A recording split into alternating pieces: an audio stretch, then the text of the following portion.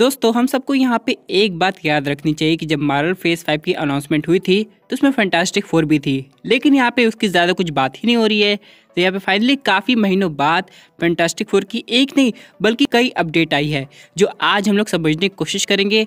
और यहाँ पे हम लोग को ये भी पता चला है इसमें एक नहीं बल्कि दो ऐसे सुपर विलन हैं जिनकी पॉसिबिलिटी थी एवेंजर्स सीक्रेट वॉर में आने की, और यहाँ तक कि आगे जाके इटर्निटी वॉर्स में भी। और ये भी यहाँ पे जानने की कोशिश करेंगे क्या ये जो फैंटास्टिक फोर मूवी है ये ऑल टुगेदर ओरिजिन मूवी है या फिर स्पाइडरमैन की तरह बिना ओरिजिन दिखाए कहानी को शुरू कर दिया जाएगा, यानी कि फैंटास्टिक फोर को उनकी पावर्स मिले हुए काफी वक्त बीत गया होगा। तो दोस्तों कंप्लीट वीडियो को स्टार्ट करने से पहले आप लोग कर दीजिए वीडियो को लाइक और कमेंट करके बताइए कि आपके हिसाब से किसकी पॉपुलैरिटी सबसे ज्यादा है, थॉर की कि लोकी। साथ ही साथ जो लोग मेरे चैनल पर मेरे चैनल को सब्सक्राइब करके हमारी कॉमिक बुक टॉक्स फैमिली का हिस्सा बन जाइए। तो दोस्तों हम लोग शुरुआत करते हैं बिल्कुल नई अपडेट से। अब सबसे पहले हम लोग यहाँ पे ये समझ लेते हैं कि जो फैंटास्टिक फोर मूवी होगी ये ऑल टुगेदर अपने करंट मार्वल सिनेमैटिक यूनिवर्स में बनेगी। हालांकि यहाँ पे फैंटास्टिक फोर का पहला अपीयरेंस जो कि दिखाई दिया था वो मल्टीवर्स ऑफ मैडनेस में था, और वहाँ पे सिर्फ मिस्टर फैंटास्टिक हम लोग को दिखाई दिए थे, वो भी फैन कास्टिंग यानी कि जॉन क्रेजेंस्की। इन्हें देख के फैंस को बहुत खुशी हुई थी क्योंकि यहाँ पे दोस्तों 2 साल पहले ऐसी फैन कास्टिंग की जा रही थी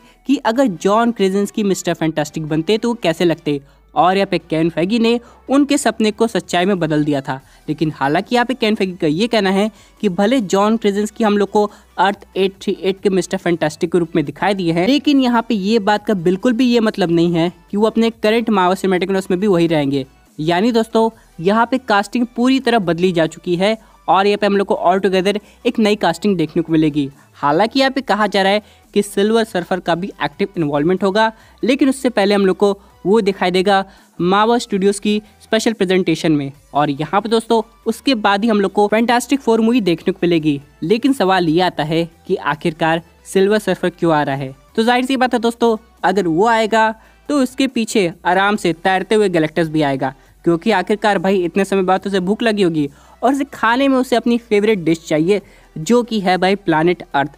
लेकिन यहाँ पे इन सब के अलावा एक और सुपर विलन है जो कि यहाँ पे फैंटास्टिक फोर के साथ हमेशा रहेगा।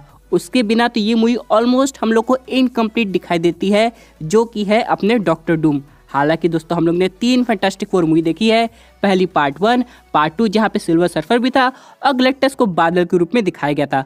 उसके बाद एक अल्टीमेट ट्रिब्यूट आई जहाँ पे Michael B Jordan human torch बने हुए थे, आगे जाके वो किलमॉन्गर बन गए थे, लेकिन यहाँ पे वो मूवी इतना चली नहीं। लेकिन यहाँ पे कॉमन बात यह है कि इन तीनों मूवी में हम लोग को डॉक्टर डूम का काफ़ी इंपॉर्टेंट रोल देखने को मिला था। उसी तरह दोस्तों कहा जा रहा है कि डॉक्टर डूम ही फैंटास्टिक फोर में विलन के रूप में दिखाई देंगे, लेकिन ऑल टुगेदर एक और विलन आ जाएगा ताकि इस मूवी को बड़े लेवल का बनाया जाए, तो उसका नाम है गैलेक्टस। क्योंकि दोस्तों इतने टाइम से हम लोग ये सोच रहे थे कि जब फैंटास्टिक फोर मूवी आ रही है तो आखिरकार उसमें विलन कौन रहेगा।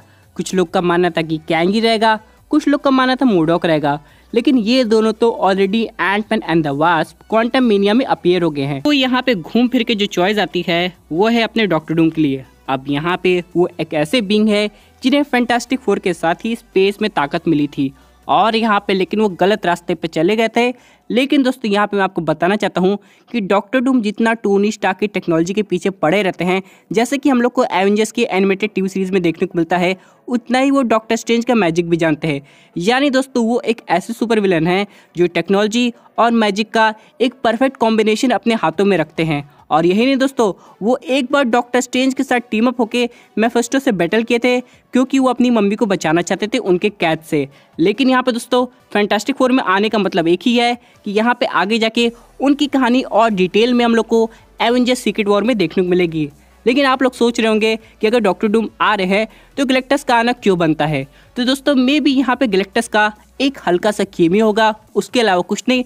और यहाँ पे बाद में फैंटास्टिक फोर या डॉक्टर डूम की वजह से गैलेक्टस दोबारा से एक लंबी गहरी नींद में चला जाएगा, और आगे जाके दोस्तों हम लोग को मार्वल के इटर्निटी सागा में दिखाई देगा। हो सकता है दोस्तों यहाँ पे गैलेक्टस को भी बचा के रखा जा रहा है, लेकिन उसकी हाइप बनाने के लिए उसका एक हल्का केमियो काफ़ी ज़रूरी हो जाता है, जिसकी वजह से दोस्तों हम लोग को डॉक्टर डूम और गैलेक्टस दोनों एक साथ देखने को मिलने वाले हैं। हालांकि हम लोग बात करें सिल्वर सर्फर की तो यहाँ पे दोस्तों उसका तो रोल होगा ही, लेकिन सवाल ये आता है कि आखिरकार उसको कौन प्ले करेगा। तो यहाँ पे खबर ये आ रही है कि रायन गॉसलिन यानी दोस्तों जो अभी कैंट के रूप में हम लोग को दिखाई देंगे 12वीं मूवी में, वही आगे जाके सिल्वर सर्फर का रोल प्ले करेंगे।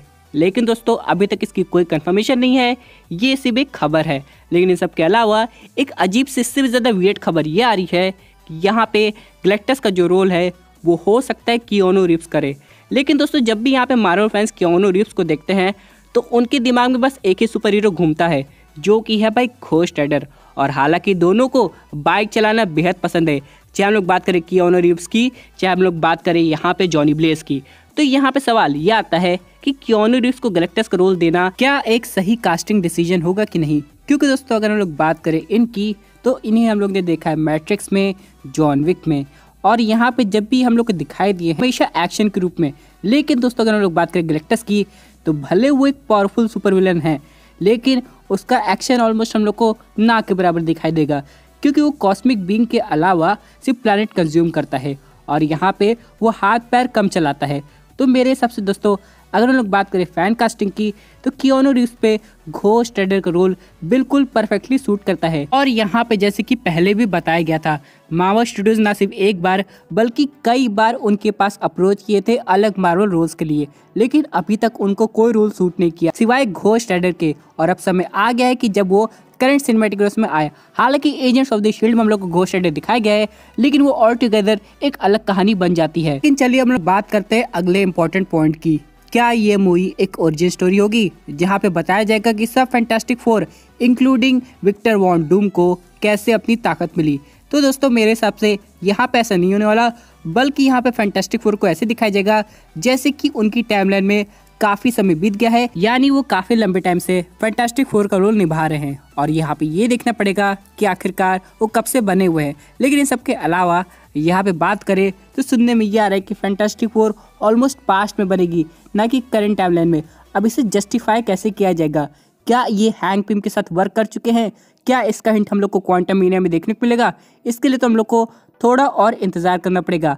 बात करें हम लोग सिल्वर सर्फर के फ्यूचर अपीयरेंस की, तो यहाँ पे अभी करंट मार्वल सिनेमैटिक यूनिवर्स में एक ऐसी मूवी आने वाली है जहाँ पे इसके रोल की पॉसिबिलिटी थी एक हल्के केमियो के रूप में, जैसे कि guardians of the Galaxy volume 3 जो कि कॉस्मिक लेवल की मूवी है, और यहाँ पे द मार्वल्स। इन सब के अलावा दोस्तों यहाँ पे हम लोग को पता चला है कि कैंग आखिरकार ऑलमोस्ट हर मार्वल मूवीज और टीवी सीरीज में देखने को मिलेगा। हालांकि वो सिमिलर नहीं होंगे बल्कि उनके वेरिएंट्स होंगे। तो यहाँ पे उम्मीद की जा रही है कि फैंटास्टिक फोर में भले हम लोग को डॉक्टर डूम, गैलेक्टस ये सब दिखाए जा रहे हैं, तो यहाँ पे इन सब के बीच कैंग कैसे पीछे हट सकता है।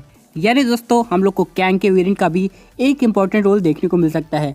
हालांकि यहाँ पे कॉमिक बुक की अगर हम लोग बात करेंगे तो कैंग का जो आर्मर है उसे डॉक्टर डूम ने दिया था, और यहाँ पे कैंग टाइम ट्रेवल करके डॉक्टर डूम की वजह से ही इतनी ताकत हासिल किया था। हालांकि अगर हम लोग बात करें कैंग की जर्नी की, तो यहाँ पे अपोकलिप्स का भी काफी इंपॉर्टेंट रोल है, लेकिन पता नहीं सिनेमैटिक यूनिवर्स में इसकी डिटेल ओरिजिन कब दिखाई जाएगी। लेकिन हाँ, हम लोग ये सोच सकते हैं कि कैंग द कॉन्करर कैसा दिखता है, डॉक्टर डूम कैसे दिखने वाले हैं। लेकिन बात करें गैलेक्टस की, इतने बड़े कॉस्मिक बीइंग को इमेजिन करना अभी तो इम्पॉसिबल है, और ये देखना पड़ेगा मार्वल स्टूडियोज इसे कैसे दिखाता है, क्या बादल के रूप में या फिर कॉमिक एक्यूरेट।